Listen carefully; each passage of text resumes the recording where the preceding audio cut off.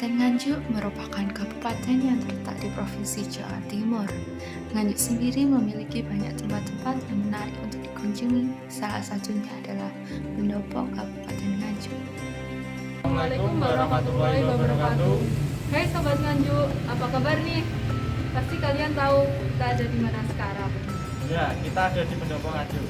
Kami di sini bertujuan untuk meliput sedikit sejarah dari Pendopo Kabupaten Nganjuk. Jangan skip videonya ya, yuk ikutin kami.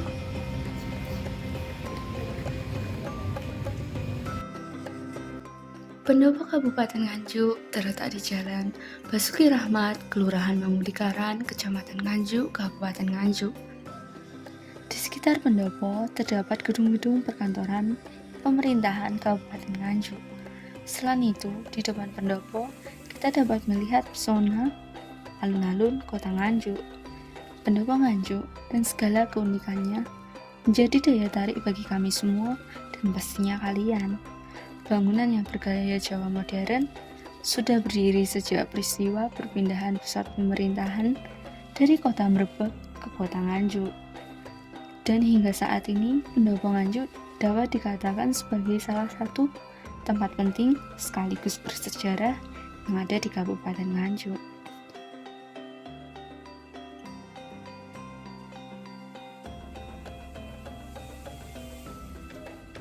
Sejarah berdirinya Pendopo Kabupaten Nganjuk tidak terlepas dari peristiwa perpindahan pusat pemerintahan dari Kecamatan Mrebek ke Kecamatan Nganjuk.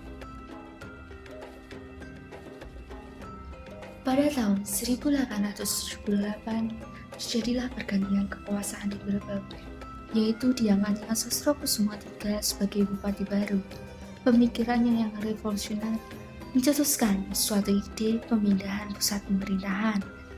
Pertimbangan utamanya adalah terisolasinya wilayah Mrebek. Untuk itu, dipilihlah Nganjuk sebagai ibu kota baru.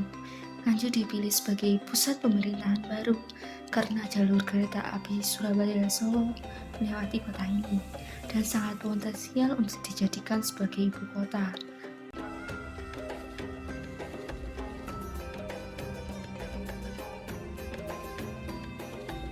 Setahu saya, karena Nganjuk itu kan dulu dekat rel spor ya, pembangunan kereta api Trans Jawa itu yang membuat akhirnya pemerintahan di masa itu menganggap lebih efektif mendekatkan pusat pemerintahan kita pada jalur kereta api.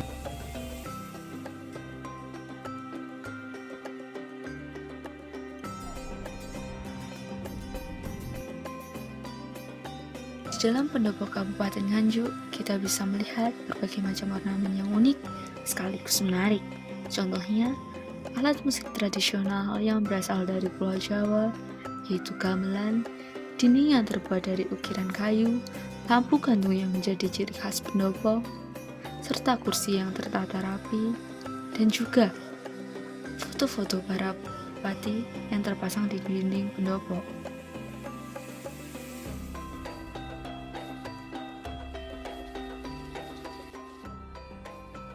Arsitektur Pendopo Kabupaten Nganjuk mirip seperti rumah cukul Jawa karena pada dasarnya Pendopo merupakan bagian dari sebuah rumah tradisional Jawa yang mempunyai arti penting.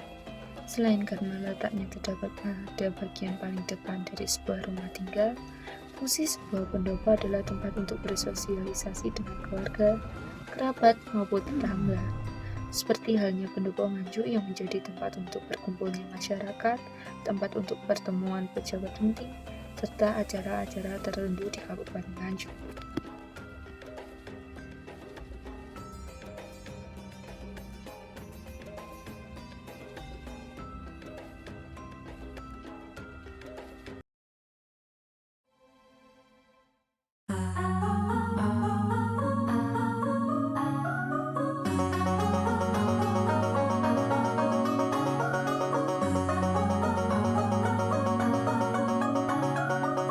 Pawai alegoris di mana di situ menandakan boyong dari sekali lagi boyong dari Mrebek ke Nganjuk, prosesinya seolah-olah ya.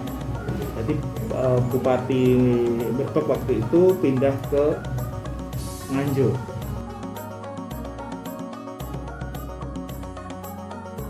sebenarnya tidak ada hubungannya pawai alegoris dengan hari jadi Nganjuk. Hari jadi Nganjuk itu kan urusannya sama Candi Lor Jaya Stamba. 10 Juni kalau nggak salah, bukan 10 April.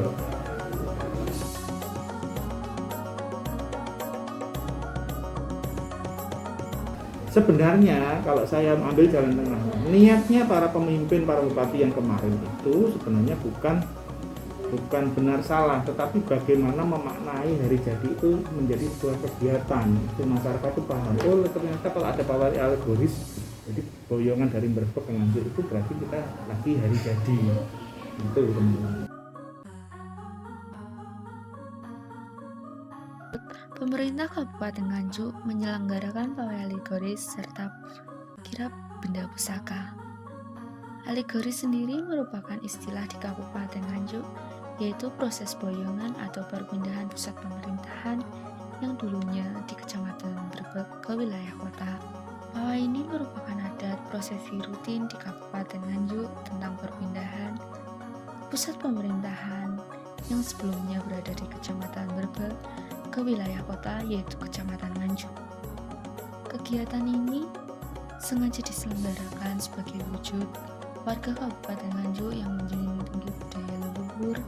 Prosesi ini juga menggambarkan wujud gotong royong warga Nganjuk dalam membangun negara.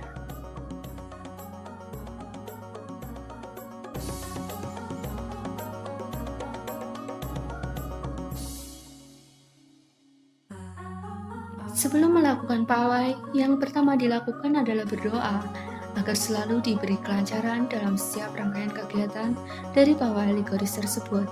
Doa dipimpin oleh sesepuh Kecamatan Mrebet, dan selanjutnya dilakukan pawai menuju pendopo Kabupaten Nganjuk.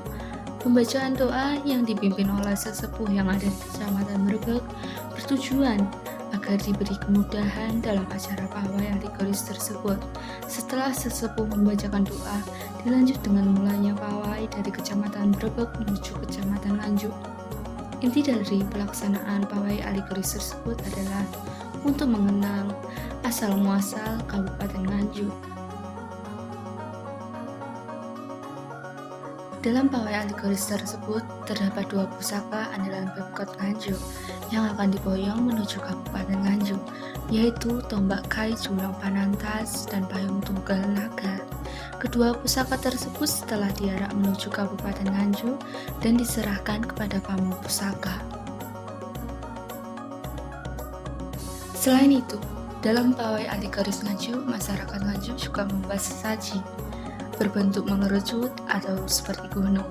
Hal tersebut memiliki makna rasa syukur masyarakat atas rezeki yang diberikan melalui hasil bumi yang diperoleh. Gunungan Nasi Kuning yang merupakan hasil bumi dari Kecamatan Mrebet, Jatikalen, Kertosono, Lojaret, Lengkong, Ngluyu, Nganjuk, Ngronggo, Pace, Patian Rowo, Prambon, dan Tanjung Hanau. Gunungan Sayuran berasal dari Kecamatan Bagor, Baron, Gondang, Rejoso, dan Sukomoro. Gunungan Buah berasal dari beberapa kecamatan seperti Sawahan, Ngetos, Wilangan.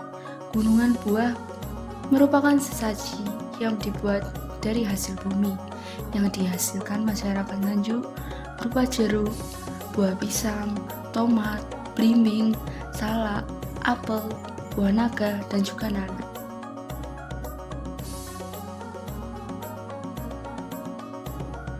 Dalam pawai alegoris kita bisa melihat banyak sekali kendaraan hias yang ikut serta dalam pawai, seperti kereta kencana, dokar hias, becak hias, serta sepeda hias juga ikut serta dalam pawai tersebut. Kendaraan-kendaraan tersebut memiliki makna tersendiri, di mana berhubungan dengan representasi boyongan dari Kecamatan Mrebet menuju Kecamatan Nganjuk.